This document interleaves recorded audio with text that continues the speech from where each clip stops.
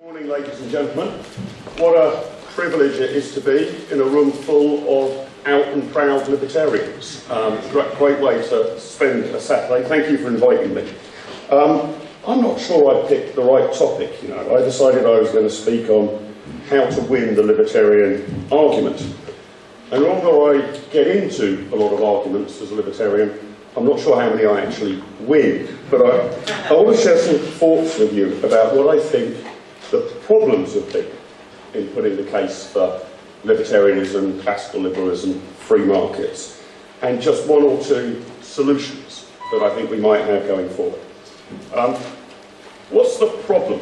And actually, some of this came up in the earlier sessions. I think one of the problems is that people of a free market persuasion tend to be hyper-rationalists. We always are trying to appeal to the head. Very little to the heart. Economics is like that. It's called the dismal science. Now, I'm not suggesting that we should be irrational. Of course not. Your numbers need to add up. Your arguments need to have a logical flow. But I think there is a problem of us being hyper-rational and appealing only to the head, not to the heart. Secondly, of course, libertarianism, or a free market view of the world, is by its nature something of a kind of meta-analysis. We're sort of more interested in processes than outcomes. We don't really have a view. I was asked to comment on the collapse on the medium of Toys R Us. Did I think it was a pity that Toys R Us had gone bust? Well, I guess it's a pity for the people who like that shop and the people who worked in it. But really, libertarians and free marketers are just more interested in the process about whether companies go bust or not. We don't pick individual winners. So we have a meta-analysis. That, I think, makes it difficult for us to comment and persuade people. We have a problem of what the great French philosopher Bastiat called the seen versus the unseen. This is where we're a real disadvantage compared to the statists. Statists can point at things that state money has been spent. And it might very well be that the rate of return of state money is extremely poor indeed, but nevertheless there's something there. I would take the London Olympics, for example. £9 billion worth of money spent on a fortnight of skipping, hopping and jumping. Not obviously the best use of taxpayers' money, but there was something to point at. British gold medalists, an Olympic stadium, although the Olympic legacy, of course, as it's now been gifted to West Ham United Football Club, but nevertheless, something to point at. Even if you were to take the disastrous waste elephant project that is HS2, potentially costing, say, around £100 billion of government money. No obvious private equity coming forward to finance HS2. But if the goddamn train is actually built, there will be something to point at. There will be a high-speed rail. Again, a colossal waste of money. Somebody pointed out to me that India had just spent about £100 million on their space programme getting to Mars. I'm not sure that's a great use of government money, but the Indians are spending £100 million on getting to Mars, and we're spending £100 billion on getting to Birmingham. If you do need to spend state money, there are bad ways of doing it, but there are worse ways of doing it as well. And a fourth problem that I have often run into is sometimes if you're making a criticism of the system, or the way things work at the moment, or the way resources are allocated, you're considered prima facie to be against that particular thing, product or service.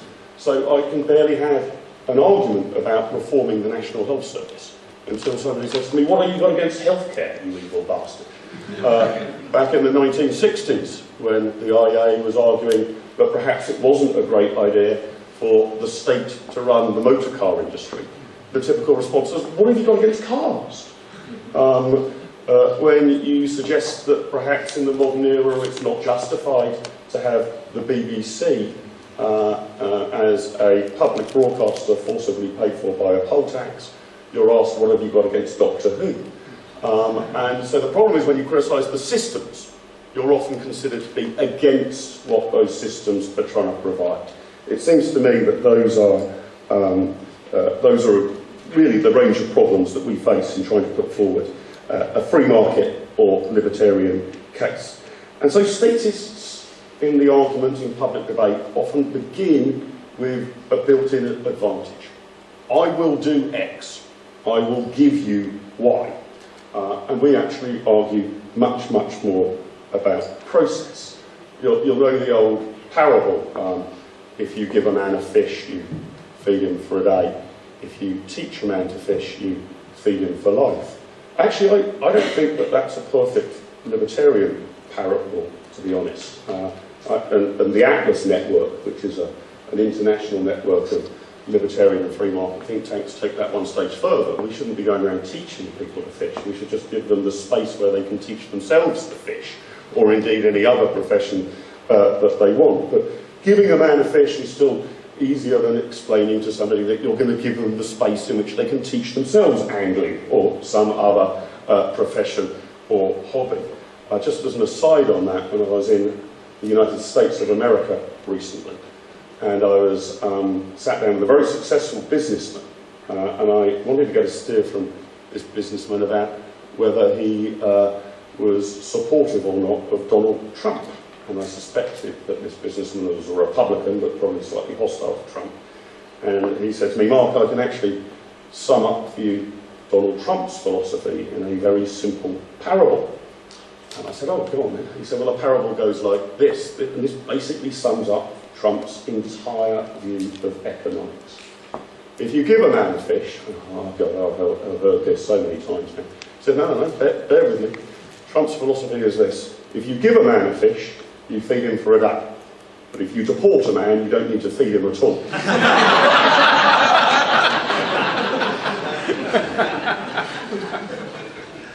So how should we tackle this problem that we start, I think, as rational libertarians from a disadvantage, almost on the back foot in public debate?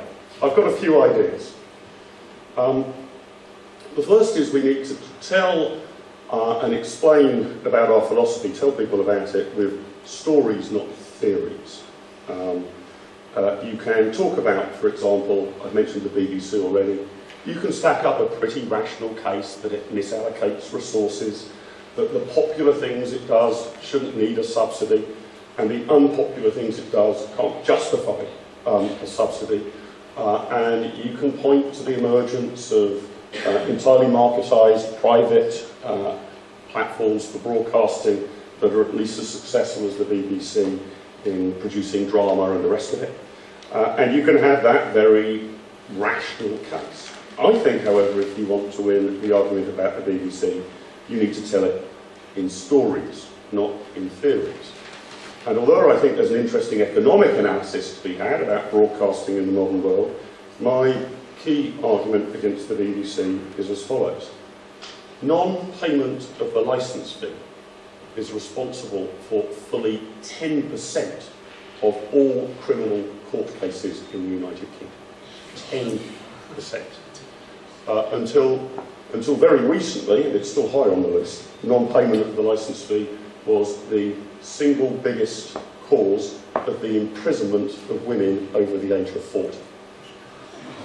That, I suggest, is a high human price to pay to have Strictly Come Dancing on free-to-air television.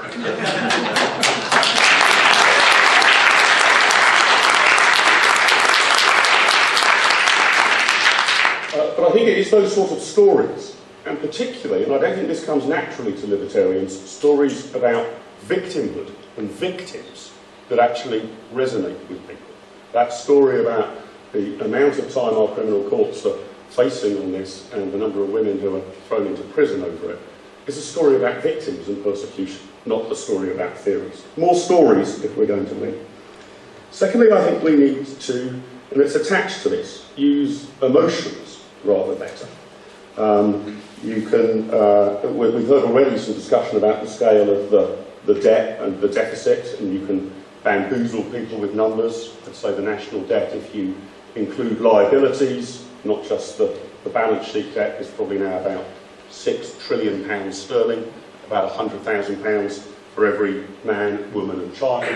And you can talk about how this is a waste of money and a problem, and it doesn't yield great economic growth. I'm always fond of saying that if governments spending vast amounts of money that they don't have was the route to economic success, then Greece would be bailing out Germany, not the other way round. So there is a good economic case against the extreme levels of debt that we have and deficit financing. But I actually think that the stronger case, which did come up this morning, is about the intergenerational unfairness.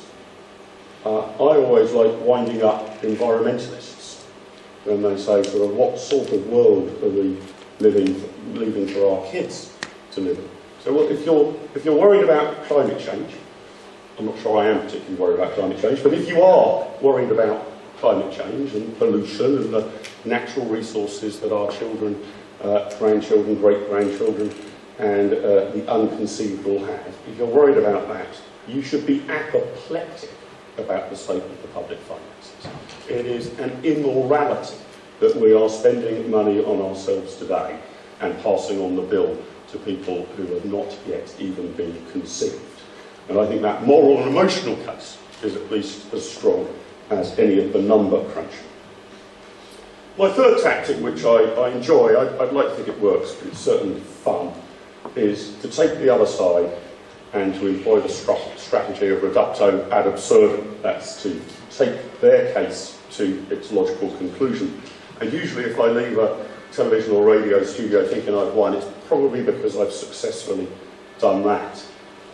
Some time ago I was debating the left-wing trade union leader Mark Zawotka, who was arguing that we should end the freeze on public sector pay, and public sector pay should go up 5% across the board, 5% across the board. And his argument for this was it wouldn't cost anything.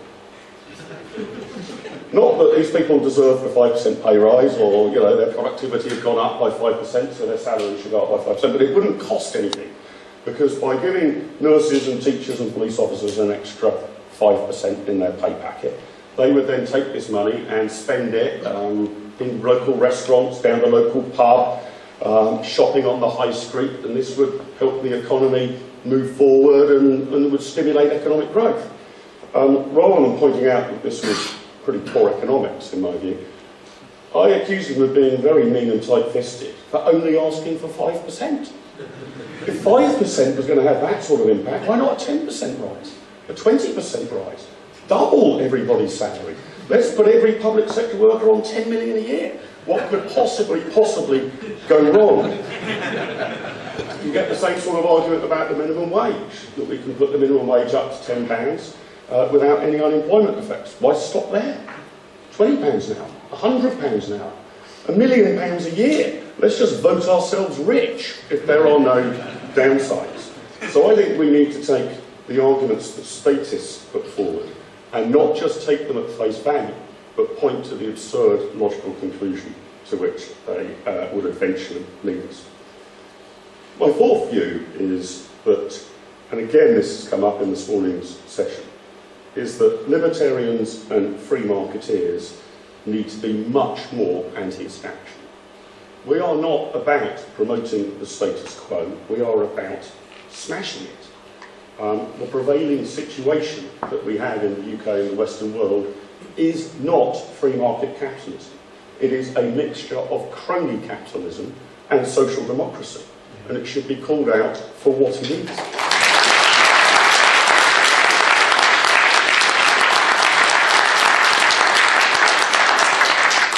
I mean, on one measurement of this, to give you a very broad indication, I'm not saying this is the only measure of the sort of economy or society that one lives in, but one measure is what proportion of GDP is spent by the state in a given country.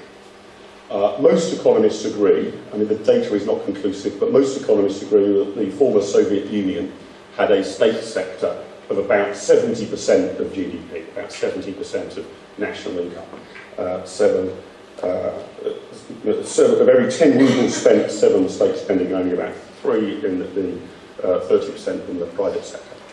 The fastest growing and most successful economies in the world over recent years, they have a state sector that's around about 20% state spending. If you look at, say, Singapore or Hong Kong, they're all thereabouts, 20% of state spending. We in Western Europe have state spending at around about 45% of GDP. That is to say, we have positioned ourselves almost exactly halfway between the fastest growing economies in the world and the Soviet Union. That cannot possibly be considered to be free market capitalism. And I, in part, although I don't want to make party political points being from a think tank, but I do in part think that sometimes the narrative put forward by politicians in the conservative interest doesn't help this. That our present Prime Minister talks a lot about free market capitalism and the need to reassert the case for free market capitalism, but then segues into her next paragraph, which is rolling out a whole load of state interventionist programs. So she's giving the impression that what we have at the moment is free market capitalism, and it isn't. And I think in a particular area where people of our persuasion missed the boat and allowed some myths to grow up, which have now become accepted, although inaccurate, conventional wisdom, was around the banking crisis. You can actually get into an interesting argument about, given the position at the time, should there have been absolutely no bailouts, or would that have led to the collapse of civilization? But what you can't assert is that this was an unregulated sector. I actually went on a fool's errand of trying to look through all the sectors in the British economy and working out which were the most regulated, the least regulated, and it's a fool's errand, because what are you measuring? The number of regulations? How strict those regulations are, how well enforced they are, the cost of them, what are you actually measuring? It's very difficult. So I only had a sort of back of a cigarette packet guess. But my rough estimate was that prior to the financial crash, financial services, the financial services sector, was the second most regulated in the United Kingdom of any sector. The most regulated sector, for those of you who are interested, from what I could tell, was the handling of weapons-grade plutonium. And even as a libertarian, I might accept that there needs to be some regulations in that sector. But banking was not far behind. It was not a Wild West, devil take the hindmost, free market capitalist structure. In fact, after the crash, I decided, I really do need to get out more, but I decided to read the FSA handbook of regulations. Here is an example of what it contained. The regulatory handbook contained 10 sections. The section titled Prudential Standards is divided into 11 subsections. The subsection Prudential Sourcebook for Banks, Building Societies and Investment Firms is made up of 14 subsections. The subsection Market Risk is divided into 11 subsections. The subsection of Interest Rates has 66 paragraphs. There are over 1 million paragraphs of rules and regulations in the book. Call that what you want, but it's not free market libertarianism.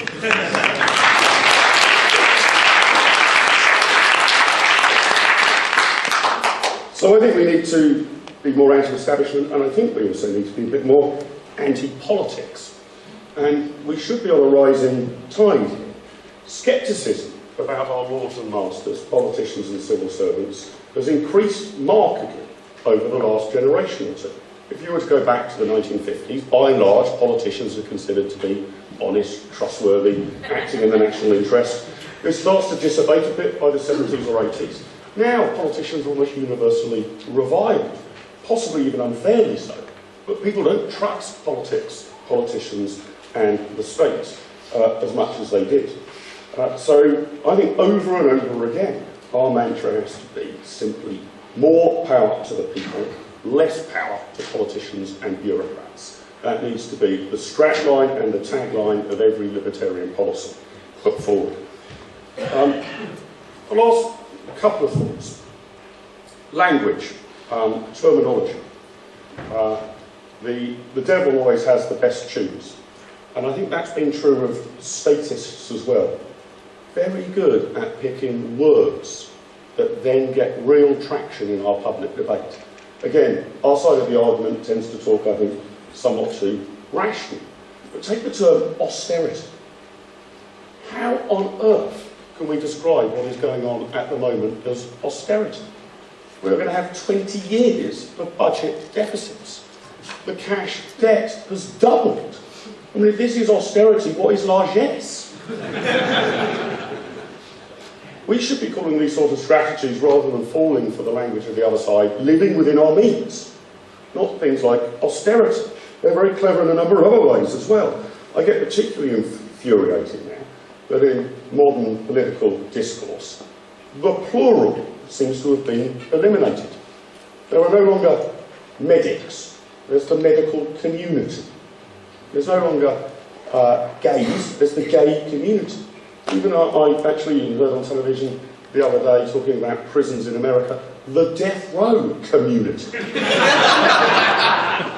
Everything's a community. What's happened to the letter S just being used at the end of a noun in order to indicate the plural? But again, that suggests a communitarianism that they've carefully inculcated into our culture. So I think we've got to take the language back. They're not civil servants, they're bureaucrats when they're talking about state actors. And my last piece of advice is this: be optimistic. I know it's pretty difficult if you're sitting at home watching Newsnight or Question Time, not to throw bricks at television, not to wring your hands about the terrible state of the world and the nature of public debate.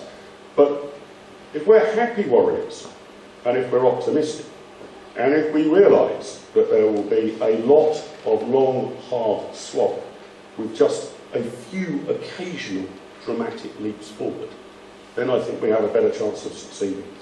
The IEA was set up in the 1950s, and the gentleman who set it up, a highly successful businessman and war hero called Anthony Fisher, had initially decided to go into elected politics. He hadn't decided on a party, I don't think, at that stage, but was persuaded by the Nobel Prize-winning economist Friedrich Hayek to instead set up a think tank and to win the battle of ideas.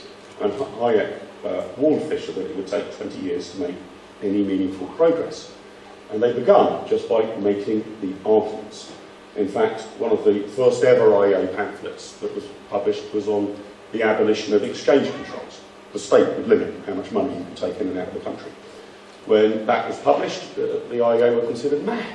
There would never be a country that would abolish exchange controls. Who are these fruitcake libertarians who are even suggesting this could happen? But it was, of course, the first act of Margaret Thatcher's government to do just that. In the 1960s, the IEA published what was actually rather, by our terms, mild-mannered research paper. It was called something along the lines of, might it be possible in the future, perhaps, to have a privatised telecoms industry? Again, and they say, you're crazy. The idea in any modern economy in the Western world, if you would have anything other than a nationalised monopoly running all telecoms, shows how out of sync you are. You would now be considered somewhat crazy to argue that we go back to it. So it will be a long, hard slog. But I think if we make the arguments, not just rationally, but with good humour, with good spirit, and a bit of optimism in our step, then the world and the UK will be a much more libertarian place in 10 years' time than perhaps we can even imagine today. Thanks very much for your time.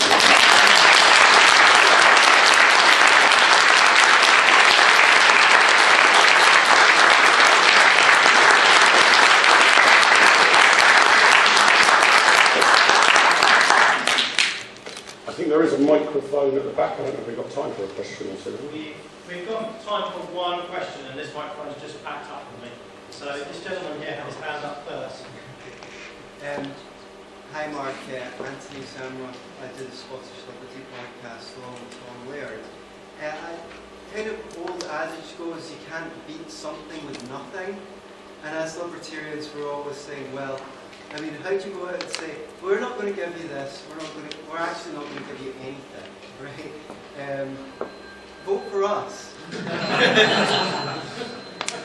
How do you, I've got some ideas of my own, I'm really interested in how you think we can make a positive case for libertarianism. Well, you're right. I mean, I don't think that in making the case it would be to our advantage to focus on all the things that we would take away. You need to focus on all the benefits that you would get. I mean, imagine, I don't know what the party's end game is, but just let's say imagine a world in which we halve government spending and halve the tax bill. And just calculate what that tax back would be for each household. And when you are talking about government expenditure and things that we would take away, I think you can put it in a more holistic context. So let's look at the welfare bill in the United Kingdom. So I'm measuring all transfer payments, including the state pension. It comes in at around about expenditure for the express purpose of the relief of poverty, basically, at £12,000 per household per year in the United Kingdom. If you are spending £12,000 per household per year in the United Kingdom, why is there any poverty left at all? It's ridiculous. So I think we can look at the global numbers and show that they are wholly, wholly inefficient, but I think we need to look at the micro numbers as well. And I'll tell you one anecdote which applies to one, taxation. It's taxation I feel particularly strongly about as a white, middle-class, Oxbridge-educated, baptised in the Church of England heterosexual man. There is only one minority that I'm a persecuted minority that I'm a member of, and that's that I smoke cigarettes, which are very, very highly taxed. But what shocked me, this is anecdotal, not a whole poll, is I asked in one bar a number of smokers how much tax they thought was on each packet of cigarettes, which now retail for about £10 a pack in London. And the answer is about £8 is taxation. Most of the guesses were £1, £2. None of them believed the tax bill was that high. Now, I'm not suggesting that the Libertarian Party can sweep to power simply by promising to reduce tobacco tax for the 14% of adult smokers in the United Kingdom. But I think we can spell out that there are meaningful and very high taxes that would go, and that is money in people's pockets that would then not require them to need and lean quite so much on the colossal, wasteful welfare bill that the government spews out each and every working day.